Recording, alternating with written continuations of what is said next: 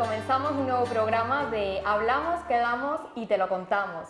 Un programa dentro del área de juventud del Ayuntamiento de Casariche, y en el programa de hoy vamos a hablar de un tema que cada vez está cobrando más importancia y la pandemia ha hecho que se ponga en el foco en este tema, y se trata de la salud mental. Vamos a hablar de este tema desde diferentes perspectivas, desde la docencia, desde la medicina y desde la psicología. Y para ello me encuentro con tres jóvenes de nuestro pueblo que son profesionales y nos van a hablar sobre este tema desde sus perspectivas. Ellas son Andrea Herrera, muy buenas. Muy buena. Ella es estudiante del último año de psicología, Sí. Y ahora concretamente estás haciendo las prácticas en neuropsicología, ¿no? Neuropsicología, sí. Muy bien. También estamos con María Ángeles Rodríguez, médico residente en el Hospital de Osuna y también concretamente ahora en el área de salud mental. Así es, María. Y con Cristina Moriana, que es docente y bueno, que ahora está estudiando las oposiciones para esa plaza fija. Has tenido la oportunidad de pasar por algunos centros y también, bueno, vamos a tratar la salud mental desde el área de la docencia y enfocada en los niños también, porque bueno, es bastante importante la infancia en el desarrollo de la mente, ¿no? Sí. Y bueno, para empezar me gustaría que describierais un poco qué es la salud mental. Yo creo que para abrir un poco este espacio podemos definirla, y yo creo que es una definición común entre los tres campos, y podríamos definir la salud mental como un equilibrio entre el bienestar psíquico, emocional y físico, que define la forma en la que pensamos, en la que sentimos y actuamos frente a la vida. Sí, yo lo considero también así. Y sobre todo yo creo que podría añadir que es importante que esa persona, o sea, ese bienestar esté caracterizado porque esa persona sea consciente de los recursos que tiene y sepa utilizarlos para enfrentarse a las diferentes situaciones que se presentan a lo largo de la vida. Yo creo que también es importante. Me gustaría también hacer incidencia en la pandemia, porque hemos estado 2 años, no 2 años encerrados, pero sí mucho tiempo encerrados, y esos 2 años con limitaciones de movilidad, con el uso de mascarilla. Durante bastante tiempo hemos estado también con el horario restringido, el ocio no lo podíamos hacer de manera libre. ¿De qué manera nos ha afectado esta situación a la salud mental en este caso? Yo creo que al final somos seres sociables, y el hecho de que de un día para otro nos corten las relaciones con la gente más cercana, no solo con, por ejemplo, en los colegios, sino con nuestros abuelos, con nuestra familia, con nuestros amigos, con los que teníamos nuestro día a día también ya una rutina, de repente desaparece y tenemos que estar en nuestra casa. Eso hace también que el hecho de que no puedas dar un abrazo o que tengas que desconfiar, estés en modo alerta por estar en contacto con una persona con la que antes tenías total confianza. Al final esos cambios yo creo que perjudican mucho, y también ha hecho que ese parón podamos ser conscientes también de que vivíamos en automático, porque al final tienes un ritmo de vida que no paras, y de repente tienes ese momento para parar y decir, joder, hace un respiro también, o sea que tiene como una doble vertiente. También el manejo de la incertidumbre sobre la economía, qué pasa con el trabajo, la familia, el aspecto social. Eso también ha repercutido mucho en la salud mental. Los cambios de rutinas también. Que han afectado a los más pequeños. Sí. En el caso de los niños, ¿de qué manera les ha influido? Porque por una parte se dice que son los más vulnerables, pero por otra parte también se ha dicho mucho que son los que más fácil se adaptan a todo, ¿no? Sí, a la hora de adaptarse, la verdad que han sido súper valientes en ese aspecto, ¿no? Y el cumplir con las medidas, la verdad que han sido más responsables incluso que los adultos, han sabido tener como más madurez de la que, a diferencia de nosotros, ¿no? Pero luego también son muy vulnerables, ¿no?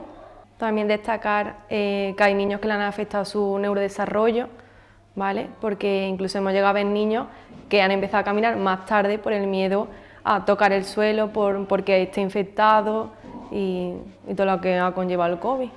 ¿Cuáles son los problemas de salud mental más frecuentes? Bueno, en el hospital solemos ver mucho en consulta la depresión y la ansiedad, que son los que tienen más fuerza, pero solemos ver desde niños pequeños con trastornos del espectro autista, con TDAH, hiperactividad, y en mayores pues hay también trastornos mentales graves, como pueden ser la esquizofrenia o el trastorno bipolar. Bueno, a lo largo del ratito que vamos a estar compartiendo hablaremos de esos temas. Y bueno, dos trastornos más habituales en el hospital, la ansiedad y la depresión. ¿De qué manera se pueden detectar en uno mismo? ¿Cómo identificar que nos pasa algo? Bueno, la ansiedad lo que nos hace es ponernos alerta. Es una emoción, ¿no? Un sentimiento que en justa medida no es patológico tenerlo, no es malo, hay que saber vivirlo, pero cuando eso repercute en nuestra vida, cuando empezamos a tener taquicardia, cuando no hacemos las cosas a gusto, empezamos a tener miedo a salir de casa, eso ya nos está repercutiendo negativamente y ahí ya deberíamos de detectar que algo está pasando. En cambio, la depresión muchas veces durante el proceso no se detecta y es cuando ya está al final, cuando ya de verdad tiene una depresión, cuando ya se lo nota, ya está irritable, no quiere salir de la cama, está con el llanto fácil, eso es. ¿Y qué causas puede haber detrás de estos dos? Yo creo que las causas al final son muy específicas de cada persona, ¿no? No es que haya una causa en general, bueno, una muerte de un familiar, pero lo mismo a una persona le afecta de una forma que a otra persona, ¿sabes? No tiene por qué se muera un familiar o un amigo, te entre depresión, sino que creo que a cada persona le afecta de una forma una situación concreta. A lo mejor la situación más simple que se te pueda presentar, que sea salir de casa o tomarte un café, otra persona no puede llevarla a cabo por la ansiedad o por simplemente la depresión hace que no quiera, no que no quiera, sino que no pueda disfrutar de esos momentos. Pero al final las causas... Se ven impedidos en ese proceso. Eso es. También hay una teoría biopsicosocial que lo que explica es que sí que hay algunos factores genéticos, por ejemplo, si nuestros padres han tenido depresión o han tenido intentos de suicidio, somos más propensos a tenerlo. También, como decía ella, que hay causas como puede ser una muerte o los tóxicos, el tema de las drogas influye muchísimo en la ansiedad y la depresión. Y sí que puede ser un cúmulo y nos puede afectar a todos. En algún momento. Yo también el momento en el que te encuentres, ¿no? Cómo te sientes tú anímicamente. Yo creo que son varios factores los que influyen en que tú llegues a tener una depresión o no. La afrontes de una manera o de otra. También el tema de gestionar las emociones. Yo creo que eso es fundamental. El saber cómo manejar esos sentimientos. Muchas veces nos frustramos muy pronto, queremos solucionar los problemas ya y hay que dar un parón y saber cómo puedo yo manejar esto que estoy sintiendo. Eso es lo que se conocería como inteligencia emocional, ¿no? ¿Qué es la inteligencia emocional? Es un conjunto de habilidades, ¿no? que tiene una persona desde su nacimiento o la va aprendiendo poquito a poco, ¿no? A lo largo de su vida, como puede ser el entusiasmo, ¿no? El manejo de emociones o, por ejemplo, también la motivación por uno mismo, ¿no? La empatía también es muy importante. La empatía es importante y también eso, el autoconocimiento al final si gestionas y te conoces a ti mismo, las emociones, los sentimientos y además la empatía ayuda a que también sepas reconocerlo en los demás y creo que eso es importante también y las habilidades sociales porque como he dicho somos seres sociables y es importante para la inteligencia emocional cómo nos comunicamos, cómo nos relacionamos, cómo llevamos también esos problemas que puedan surgir con las relaciones que tengamos también. ¿Y cómo deberíamos tratar a una persona que bueno, que tiene ansiedad o que tiene depresión u otro trastorno de los que hablaremos ahora más adelante. Yo creo que lo principal es mostrar que estás disponible para escuchar, para lo que necesite, y cada persona tiene unas necesidades diferentes y sabes apoyarlo en cada momento, en cada etapa. Los comentarios tipo no pasa nada, no es para tanto, Al final lo que nos sale, no son adecuados, porque no es... Nadie nos enseña, es que nadie nos enseña a cómo actuar con una persona que tiene ansiedad o que tiene depresión, nadie te enseña eso. Entonces cuando tú ves a una persona mal, lo primero que te sale decir es no pasa nada, no estés triste, no es que quiera esa persona estar así. Y yo creo que lo fundamental es que se sienta eso, como ha dicho, escuchada y normalizar y validar lo que le pasa. Es normal estar así por X motivo. O sea, nosotros no podemos juzgar cómo ha reaccionado ante X situación. No. Entonces yo creo que lo importante es que esa persona se sienta que valida las emociones que está sintiendo, y también que no crea que eso solo le pasa a él o a ella, sino que es normal, normalizarlo un poco. No normalizarlo de quitarle importancia, sino de, oye, que puede pasar perfectamente, que no estás solo. Que no puede pasar a cualquiera. Claro. Lo que dice de validar las emociones es fundamental, porque todos tenemos que expresar esas emociones. Cuando decimos no pasa nada, tranquilízate, estamos cortando esas emociones. Sí. Y es normal sentir tristeza, ansiedad, estar preocupado. Y cuando somos nosotros los que tenemos ese problema, esa ansiedad, o vamos a centrarnos en esas dos, ya ahora hablaremos de otras.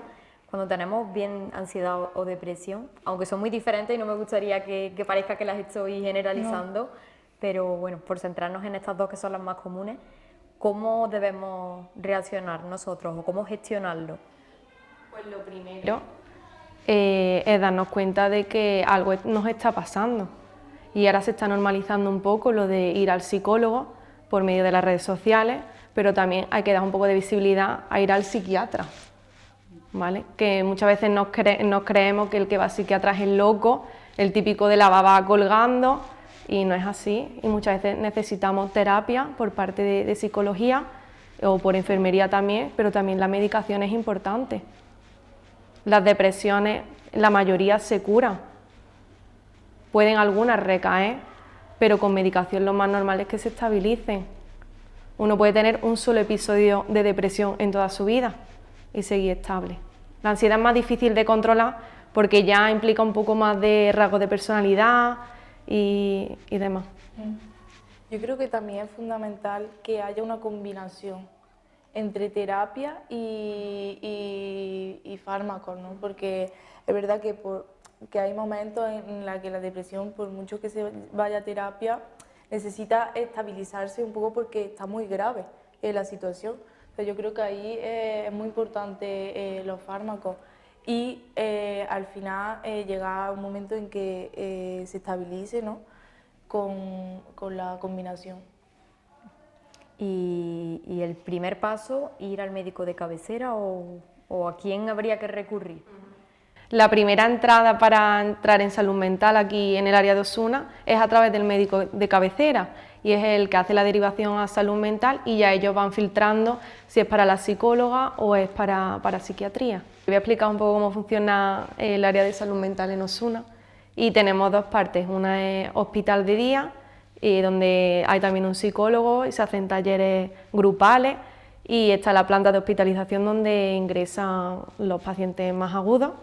Y luego tenemos el área de las consultas, donde se trabaja conjuntamente con, hay psiquiatras, están las psicólogas, hay también un psicólogo infantil, hay enfermería, que también utiliza muchas técnicas de relajación que ayudan a los pacientes, y hay un programa que se llama ETIC, que es un equipo de 2 enfermeras y hacen una labor excelente que se dedica a ir a las casas de los pacientes con trastornos mentales más graves, como esquizofrenia o trastorno bipolar, y lo siguen estrechamente para evitar los ingresos. También el trabajo de las sociales es excelente. Y bueno, habéis hablado del tema de las redes sociales, que en los últimos tiempos Se está dando mucha visibilidad al tema de la salud mental, muchos influencers o personas conocidas cuentan el problema que tienen y estamos normalizando el ir al psicólogo, el ir al psiquiatra, pero también las redes sociales como que es un arma de doble filo, ¿no? Tiene también la parte negativa. Yo creo que caemos siempre en esa comparación. ¿De qué manera nos influyen las redes sociales? A ver, yo pienso eso que cuando estamos mirando las redes sociales, ¿no? Y vemos, como tú has dicho, que está una persona viajando, que sí, en un bar, y tú estás, por ejemplo, encerrado estudiando, quieras o no, al final eso te va mermando la autoestima, aunque no quieras y quieras ser positivo, ¿no? Dices, yo también quiero estar ahí, quiero estar disfrutando, ¿no? Y no se puede, dependiendo del momento de cada persona.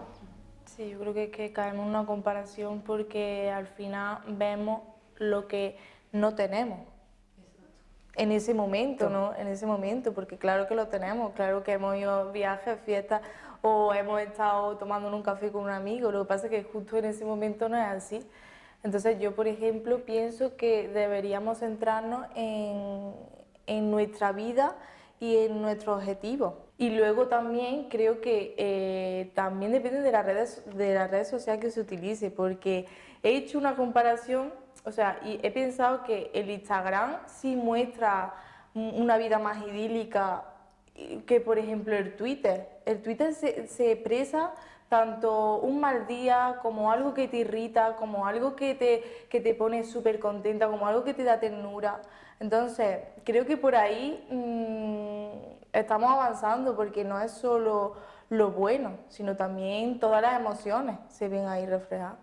Sí. Creo que también repercute muchísimo en el tema de la autoimagen. Sí. Y es que nosotros no mostramos una foto donde salgamos más gorditos, que no salga un Michelin, y tendemos a retocarlo todo.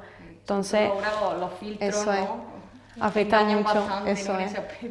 Sí. Afecta mucho a la autoestima, sí. Incluso trascienden a trastornos, por ejemplo, de la conducta alimentaria.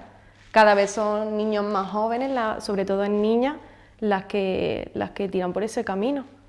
Y la verdad que afecta mucho tanto a la salud mental como a la física. Al final, el trastorno de la conducta alimentaria lo que tiene es una distorsión de tu autoimagen, de tu imagen. Entonces, pues si se empieza con eso, puede derivar perfectamente en un trastorno de... Que la sociedad nos influye muchísimo en la salud mental.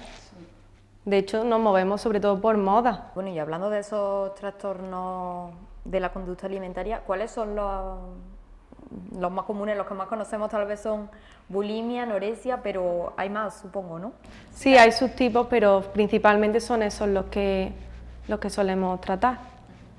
Bueno, y destaca eso, la importancia de la autoestima, ¿no? Sí, para que no aparezcan esos... Claro. Los trastornos necesitan mucha psicoterapia para trabajar todos estos aspectos. Sí, yo creo que, a ver, hay muchas técnicas y terapias, pero yo creo que al final los objetivos comunes que tienen es el trabajar con esa alteración de la autoimagen, con fijar unas pautas regulares de dieta, de comida, porque al final, por ejemplo, en la anorexia se controla mucho lo que es la ingesta de calorías, el peso, entonces eso que hace que dejes al final de comer. O sea, una de las conductas es dejar de alimentarte. Entonces, lo que se pretende es que se coja una pauta de alimentación poco a poco y de dieta que pueda mejorar esta situación. Crear hábitos saludables. Sí, claro, también el deporte, ¿no? También salir con los amigos, normalizar la situación, porque muchas veces se ven en un bucle y tienden a apartarse de la sociedad. Y eso les crea mucha frustración porque se sienten solos. Y como que nadie los comprende y la verdad que pasan mucha angustia. Claro, lo pasan mal. Lo que se debe hacer también es buscar apoyo, ¿no? Eso es. Que te sientas como protegido en ese aspecto. La familia ahí toma un rol muy importante. Bueno, en general en todos los trastornos mentales. Yo creo que aquí también entran mucho los comentarios que se suelen hacer sin ningún tipo de maldad, pero que te salen, tipo, estás muy delgada o estás muy gorda o Has cogido unos kilitos has más, cogido unos ¿no? kilitos, que, o sea, Que no lo dices con malicia, ¿no? Y no pretendes hacer daño, pero al final tú no sabes cómo le va a sentar a esa persona. claro, esa persona se ve en el espejo Claro, y, no hace falta sabe, que le digas tú. claro, nada. entonces al final el simple comentario de estás más delgadita, parece que lo estás diciendo con buena intención porque tienes a lo mejor el concepto de que está bien, estás más delgadita, pero no sabes si esa persona quiere, no quiere estar así, le gustaría aumentar el peso, Sí. o no se ve contenta, se ve muy delgada. O al contrario, me han visto mejor porque he perdido peso. Esto es lo que tengo que seguir haciendo, ¿no? Claro, cada uno tiene su lucha interior y no sabemos la historia que hay detrás de cada persona. Y en esos casos, ¿cómo detectar que alguien de nuestro entorno puede estar pasando por algo así? Un trastorno de la conducta alimentaria, bueno, empiezan a ser más selectivos con las comidas, vemos que se obsesionan mucho con la imagen, se miran mucho, bueno, con la ropa, lo tienen todo como muy medido en ese aspecto. No disfrutan de la comida, o sea, a lo mejor quedar para una simple cena no es algo que ella haga, que a lo mejor antes sí lo intenta evitar, el beber, eso, obsesionarse por el deporte. Se autocastigan me he tomado hoy una hamburguesa, ya no como más durante el día, o me voy a poner a hacer 10 kilómetros corriendo o en bici.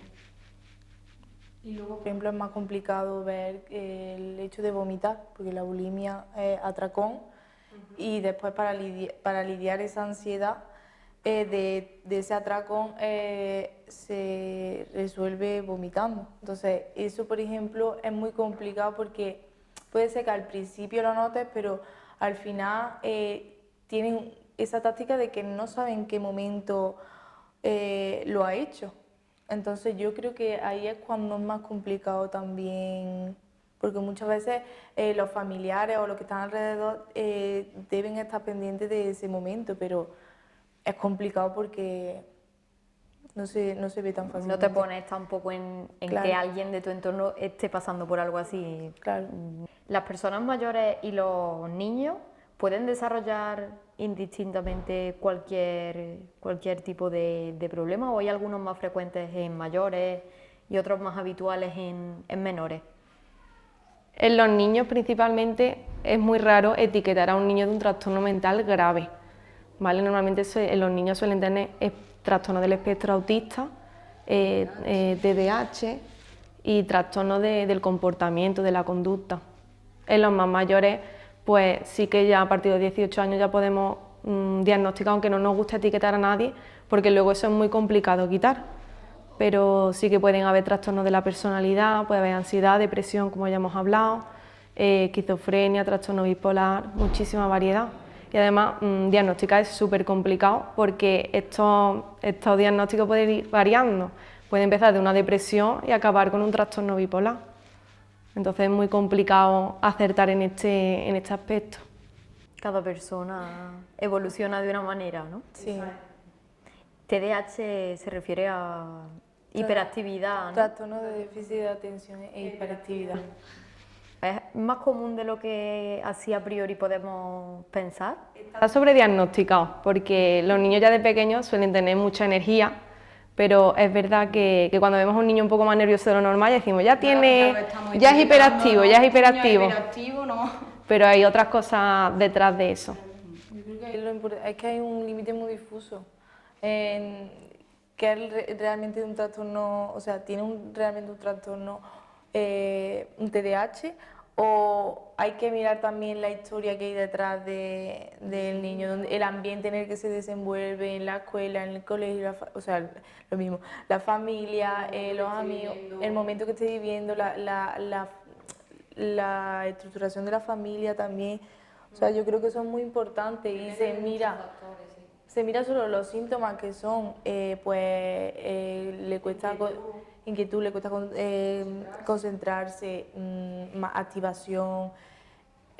Claro, esos síntomas los puede tener cualquier niño que sea muy activo, ¿no? pero claro, hay que poner límites en eso.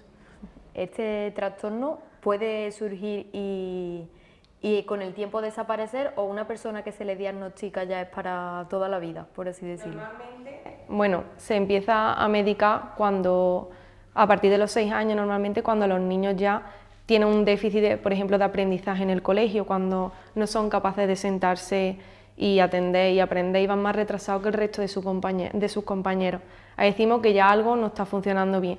Normalmente, durante la adolescencia, suele mejorar la mayoría de los casos, es que más del 90% luego no necesitan medicación. Es verdad que luego hay X niños que sí que la necesitan, pero hacen una vida totalmente normal.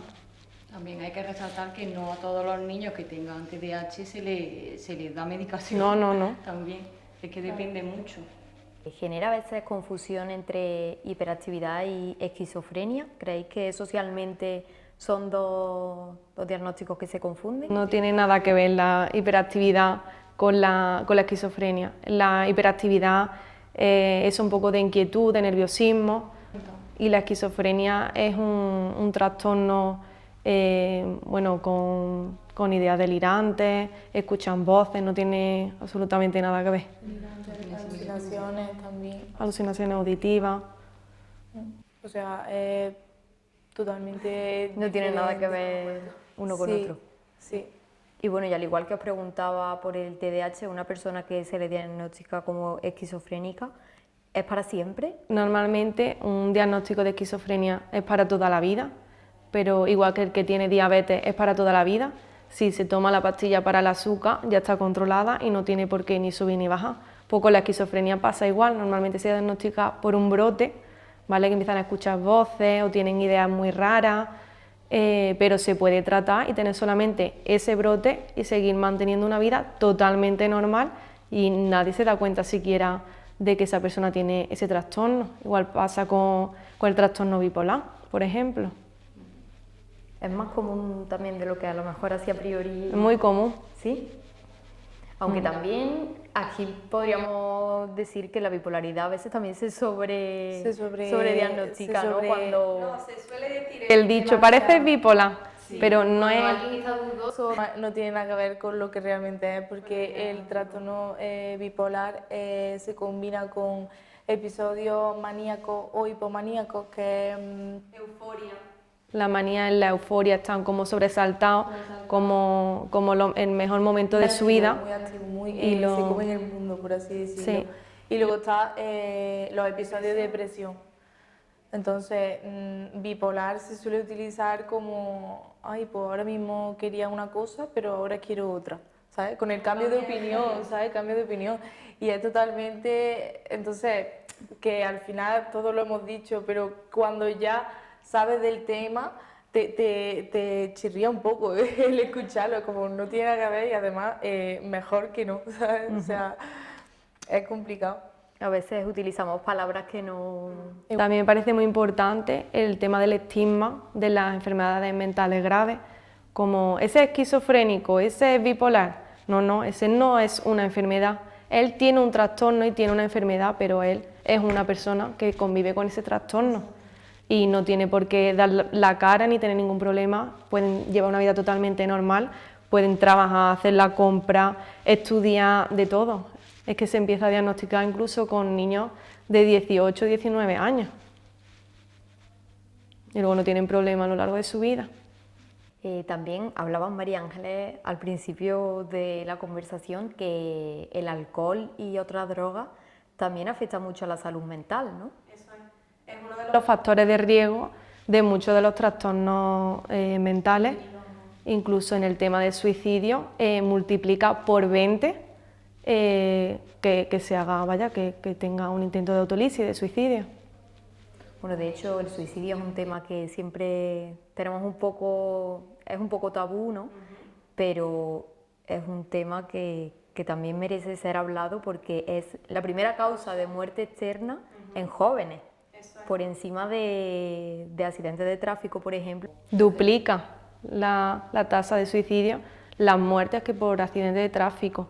La Organización Mundial de la Salud dice que hay más de 1 millón de muertes por suicidio en todo el mundo y muchas veces nos creemos que por hablar sobre este tema podemos inducir a alguien a provocarlo y demás, pero al revés, hablarlo con una persona que quizás se le ha pasado por la cabeza puede ayudar a clarificar sus ideas e incluso a contenerse y darle también armas para ayudarle. O comunicarlo, porque si es tan tabú, no lo comunica, no expresa que te ha venido esa idea, ¿sabes? A lo mejor si lo exterioriza... Lo que no se habla no existe. Claro. Entonces es una cosa que hay que hablar y es muy llamativo que, bueno, en el hospital de Osuna atendemos diariamente como mínimo un intento de suicidio. Todos los días.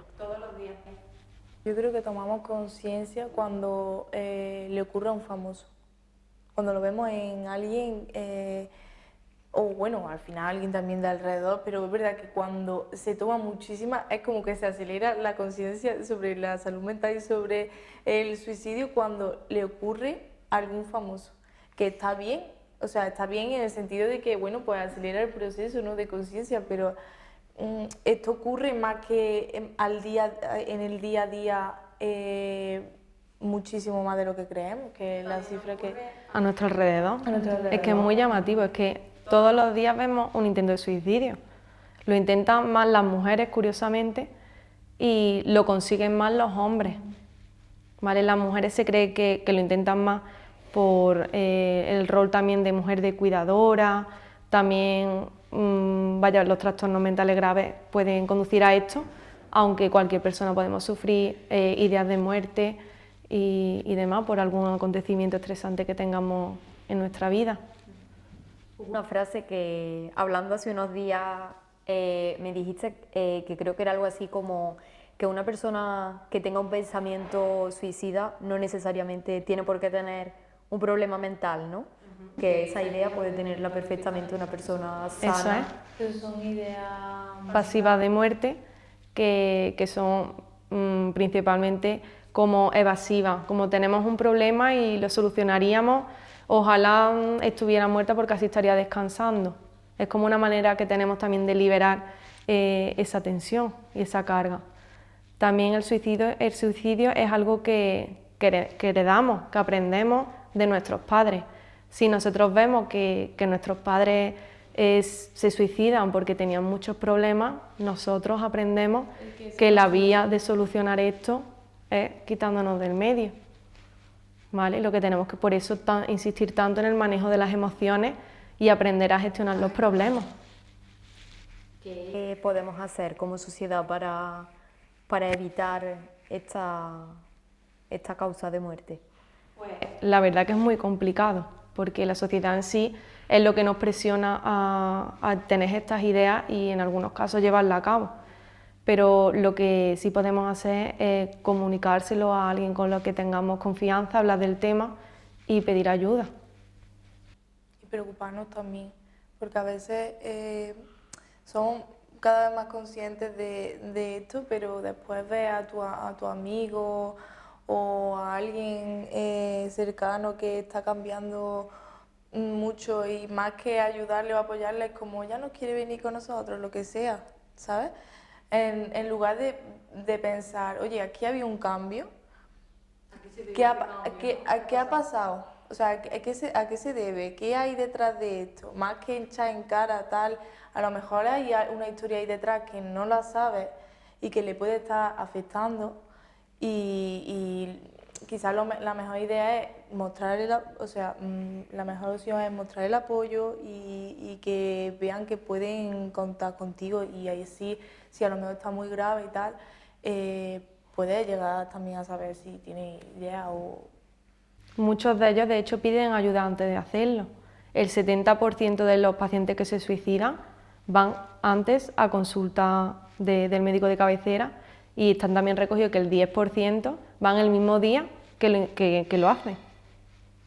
O sea, que ellos ya de por sí piden ayuda. Lo que pasa es que muchas veces no saben cómo pedirla. O no vemos tampoco las señales. Es muy difícil también captarlo. La solución, educación, tal vez. Educación. ¿No? En los dos, bidireccional. Que es como ha dicho antes Andrea, por ejemplo, que nos choca bastante, ¿no? Cuando vemos eso, un caso de suicidio a lo mejor de algún famoso, ¿no? Que decimos, pues cómo le ha podido pasar esto, ¿no?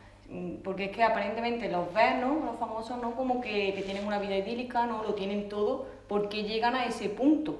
Es lo que creo que nos choca a todos, ¿no? Más que cuando lo vemos de un familiar cercano del cual sabes la historia, ¿no? Que hay detrás. Que creemos que todo lo que vemos es bueno, pero hay que ser conscientes de que la vida es dura, que vamos a tener muchos problemas. Eso, la historia, que es lo que hemos dicho de las redes sociales y tal, que vemos como todo lo idílico, pero no sabes qué lucha interna tiene cada persona. ¿Creéis que hay tabú al hablar de este asunto? Ya hemos dicho que sí que lo es, pero en general de hablar de salud mental, de ir al psicólogo, parece como que lo queremos ocultar y que estamos mostrando tal vez una debilidad y es que no se comunica de la misma forma si tú vas al médico. O sea, es que imagínate en una reunión y tú lanzas la pregunta, ¿quién hay al médico de aquí? Y te mirarían hasta extraño de decir, pero ¿y esa pregunta tan tonta? Porque pregunta quién hay al médico aquí. Pero pregunta quién ha ido al psicólogo o quién le gustaría ir al psicólogo, quién cree que necesita ayuda por parte de un psicólogo. Quien haya ido quizás ni levante la mano y quien tenga idea o sea, hay mucho tabú en ese sentido. Que como hemos dicho ya se está trabajando y tal, pero creo que todavía queda mucho que trabajar, que somos más conscientes, sí. Pero sigue existiendo lo que es esos prejuicios, ¿no? Claro. De hecho, somatizamos muchos problemas mentales. Lo que hacemos es, en los problemas que tenemos de ansiedad, depresión, decimos, nos duele un brazo, nos duele el pecho, pero no sabemos, no reconocemos lo que realmente es. De hecho, los niños principalmente, que les cuesta más el discurso, les cuesta más expresarlo con palabras, vienen por una niña me llegaba todos los lunes, después del recreo, por dolor de barriga, todos los lunes, y luego indagando un poco más en problemas familiares, resultó eso, que tenía un problema con su hermano en casa. Es que al final la salud mental y la salud física tienen una relación bilateral. O sea, una influye en la otra y por ejemplo, la psicología, o sea, la salud mental se somatiza y te afecta físicamente. Entonces, muchas veces creemos que cualquier dolor como la barriga, la ansiedad es uno de los niveles para mostrarse a nivel físico. Es el dolor de barriga. La boca seca, dolor de cabeza, dolor de barriga, la ansiedad, todo el sueño. La ansiedad puede somatizar todo. De hecho, creemos que hay gente que piensa que se va a morir. Cree realmente que se puede morir cuando tiene un ataque de pánico. Exacto. Que cree, o sea, se suele confundir mucho el ataque de pánico con un infarto. O sea, de hecho, si tú ves los síntomas que tiene un ataque de pánico, puede ser perfectamente lo mismo que un infarto, más o menos, pero... De hecho, hay que descartarlo, que haya un infarto, porque se parecen mucho los síntomas. Sí. Y centrándonos ahora también un poco más en la infancia, que hablábamos antes de la importancia de esta etapa en el desarrollo de nuestra salud mental, ¿cómo hay que hablarle a un niño? ¿Cómo hay que tratarlo para que desarrolle pues una autoestima, ¿no? Que hemos hablado que es tan importante es? ¿Cómo hablarle a un niño, ¿no? Siempre hablarle desde el respeto, ¿no? Manteniendo lo que es una educación en valores, ¿no? Y cómo se transmite, ¿no?, esa educación en valores, simplemente, sobre todo para los padres, ¿no? Predominando con el ejemplo. ¿Cómo le va a enseñar a un niño empatía, ¿no?, si tú no la tienes con otras personas, ¿no? Al igual que el compartir, ¿no?, el enseñarle la bondad o la perseverancia, siempre con el ejemplo, ¿no? Y al igual que eso, igual que la escucha activa, ¿no? El mirarles, por ejemplo, a la misma altura, ¿no? El no hablarles con gritos, con amenazas, la comunicación asertiva también, donde expresen, ¿no? Ellos aprendan a expresar, ¿no?, lo que es sus opiniones o o sus sentimientos, ¿no? De una manera, de una forma respetuosa, ¿no? Sin herir a los demás en ese aspecto. Darle también protagonismo, ¿no? Sí, también un poquito. También es importante el tema de los límites, poner límites a los niños, porque luego se van desarrollando y pueden suponer un problema en la adolescencia. Actualmente se lleva también a la sobreprotección, entonces yo creo que eso también es importante. Y el tema de la educación emocional que hemos hablado antes, supongo que también es muy importante el que sepan identificar esas emociones. Exacto, como dices, ¿no? Es muy importante, ¿no? Hoy en día está muy en auge, ¿no? Lo que es la educación emocional en los coles. Sobre todo, ¿no? Se puede dar, por ejemplo, de manera transversal, ¿no? A través de las áreas, ¿no? Planteándole situaciones, ¿no? Donde se vea emociones y demás. O eso, haciéndole actividades o juegos, ¿no? Que estén relacionados con las emociones para que ellos lo identifiquen, ¿no? Hacer roleplay o teatrillo, ¿no? Para que lo entendamos. Donde se vea cómo gestionar las emociones o cómo tomar la empatía, ¿no? O sea, yo hace poco descubrí que me llamó mucho la atención. Tuve un cumple y regalaron un juego que era para identificar las emociones. Y me llamó muchísimo la atención porque siempre ves 1000 tipos de juegos, pero uno dedicado a las emociones me sorprendió y estuve mirándolo y tal, y no sé muy bien si es tal cual, pero se le presentan situaciones y cómo crees que va a reaccionar o cómo reaccionarías tú, tal. Entonces al final normaliza el que ante esta situación tú vayas a reaccionar con tristeza, con miedo, con ira, que al final siempre nos reducimos en la buena, ¿no? En la alegría, pero las otras son muy necesarias. De hecho, son las básicas. Tenemos que sentirlas todas y no pasa absolutamente nada por sentir tristeza o melancolía, o ira o cualquier... Y en el colegio, Cristina, ¿qué recursos hay para abordar el tema de la salud mental? De algún niño, ¿no? Cuando, por ejemplo, se diagnostica, ¿no? con un TDAH, ¿no? Bueno, primero hay que hacer lo que es un protocolo, ¿no? Todo tiene que llevarse muy reglamentario, se hace un protocolo, ¿no? Se avisa lo que hay a los padres, ¿no? De que se va a llevar a cabo esto. Después se ponen unas medidas, ¿no? Para ver si esos indicios o esas señales, ¿no? Que nos lanza el niño se pueden... son verdad, ¿no? En ese sentido. Se van probando, ¿no? Unas medidas organizativas, curriculares, no mínimas, y con el tiempo se va viendo si eso, ¿no? Tendrás que estar como unos 2 o 3 meses más o menos. Si vemos que sigue el niño, ¿no? Como que nos sigue lanzando esas señales, se reúne, ¿no? El equipo docente y demás, la PT también, y el orientador. El orientador le haría un informe psicopedagógico, ¿no? al niño para ver si se le diagnostica. Una vez que el diagnóstico no se confirma, ¿no? Entonces ya, dependiendo de lo que haya dicho el diagnóstico, ¿no? Entonces el tutor o la tutora, ¿no? Le pondrá al niño, ¿no? un programa de refuerzo o, por ejemplo, entraría en el aula a lo mejor, o saldría el niño fuera con la PT, ¿no? Con la maestra o maestro de pedagogía terapéutica, y dependiendo del grado, como he dicho, se le pondría al niño un programa específico para trabajar con la PT, o eso, también podría entrar la función, ¿no? de la L. Y en todos los colegios está esa figura, la de... Sí, esas dos figuras sí. La de PT y Audición y lenguaje. Y también a vosotros en el hospital os llegan, en los casos que sea necesario, ¿no?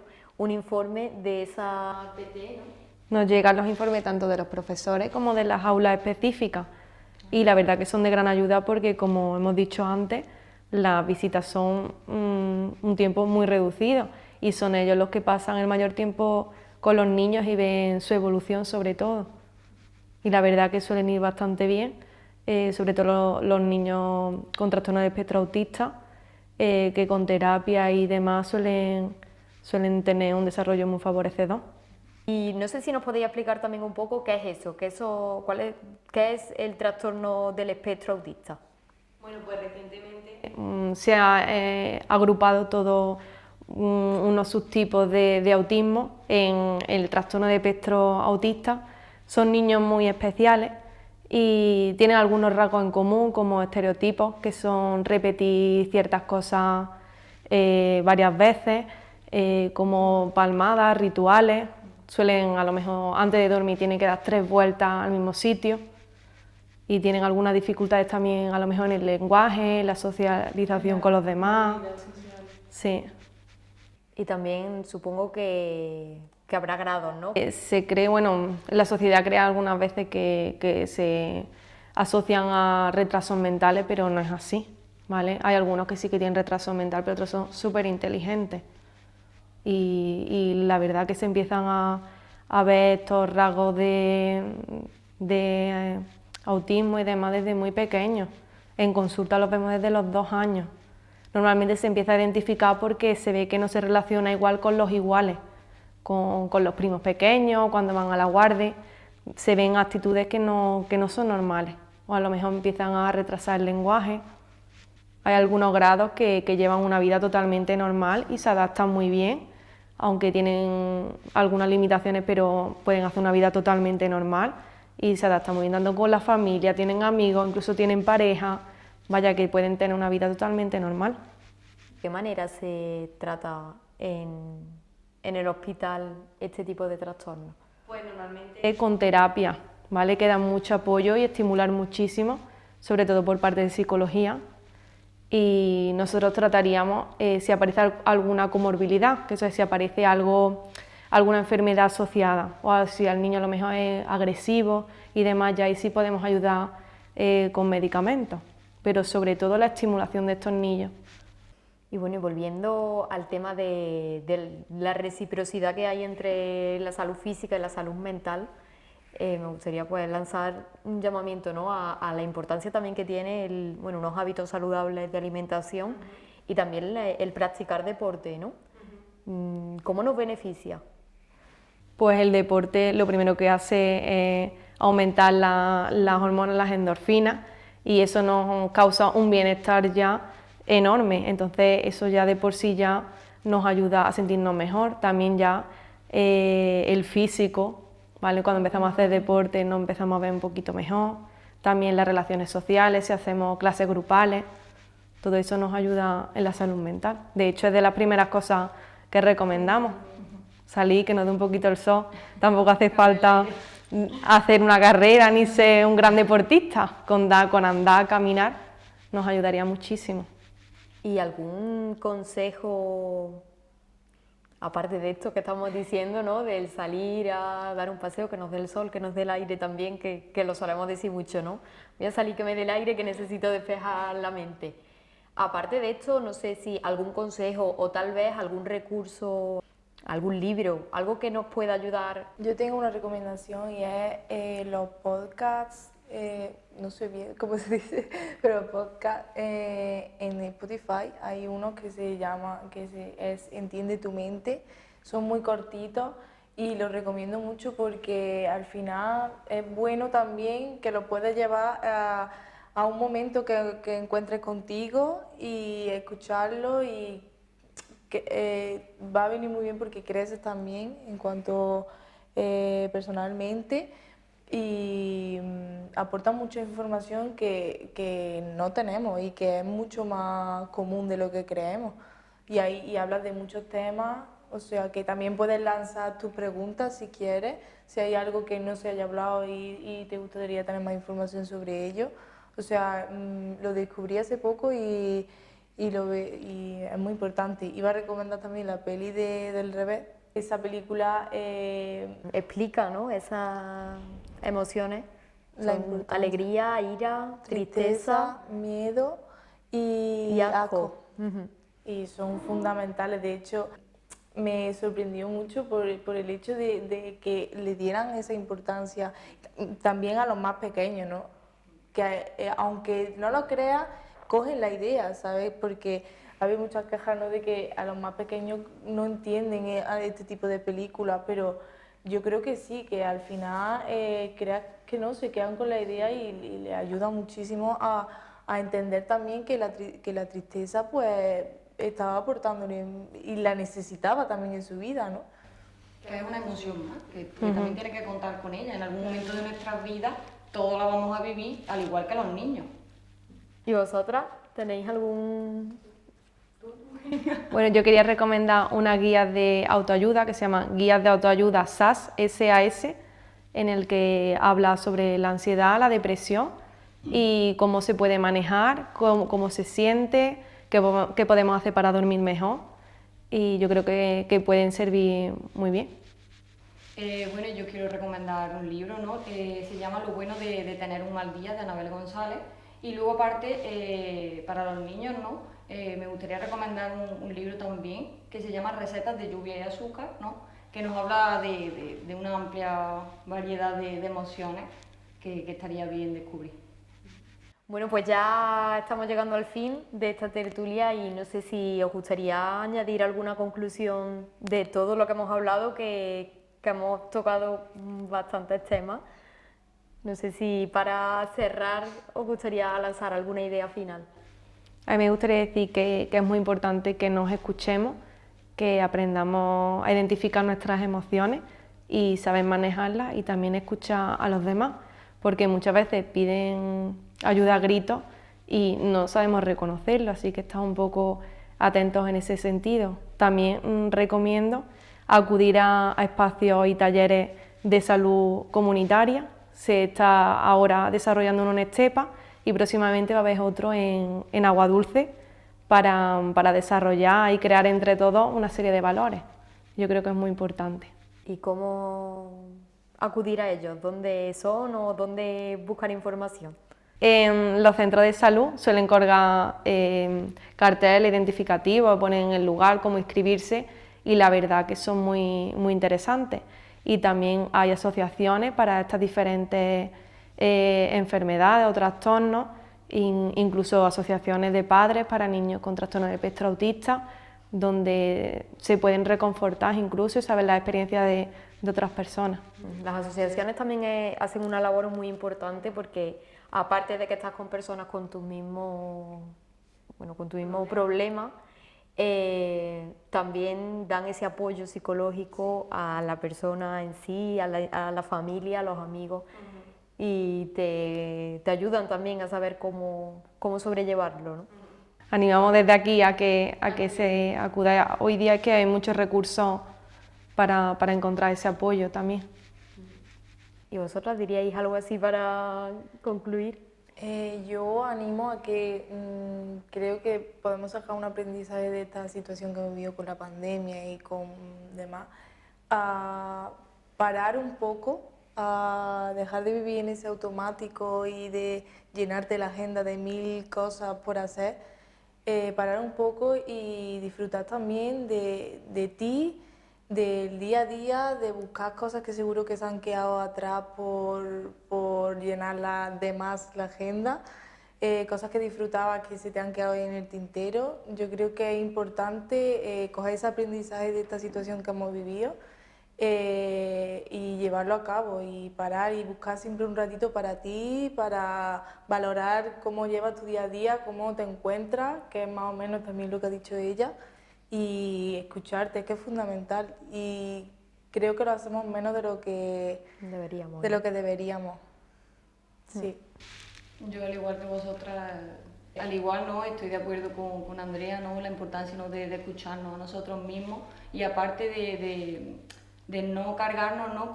con los problemas también a veces, que yo creo que todos lo hacemos, ¿no? Los problemas de otras personas, ¿no? Hacerlos nuestros, ¿no? Y que nuestra mochila, ¿no? De piedras, ¿no? se vaya siendo cada vez más dura.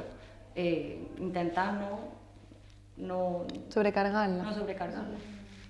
Muchas veces también lo que tenemos que hacer es porearnos, ¿no? Hacernos poros, y que los problemas de los demás nos atraviesen, no que nos carguen más, porque si no al final vamos a buscar y vamos a acabar con unos trastornos que no nos corresponden. Bueno, chicas, pues muchísimas gracias por habernos, por estar aquí, por todo el conocimiento que habéis aportado en este programa. Y bueno, yo encantada de que hayáis estado aquí conmigo y que en casa también hayan estado acompañándonos en esta conversación. Un placer. Y bueno, y que vaya muy bien, que estáis las tres ahora mismo estudiando, trabajando también, que os vaya muy bien. Muchas gracias. Muchas gracias.